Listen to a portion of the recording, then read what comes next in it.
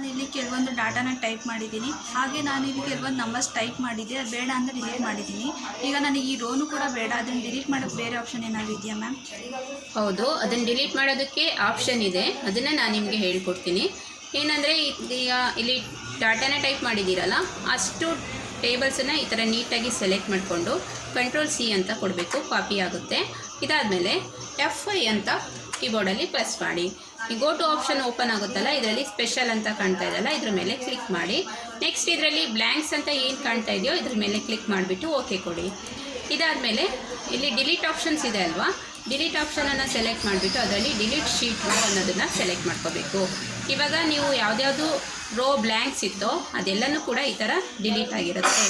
So ಈ video ನಿಮಗೆ ಇಷ್ಟ ಆಗಿದ್ದರೆ ಲೈಕ್ ಮಾಡಿ, ಹಾಗೆಯೇ ಶೇರ್ ಮಾಡಿ. ನಮ್ಮ ಚಾನಲು ನೋಡಬೇಕಂತ ಇದ್ದರೆ ಮತ್ತೆ ಸಬ್ಸ್ಕ್ರೈಬ್ ಮಾಡಿ.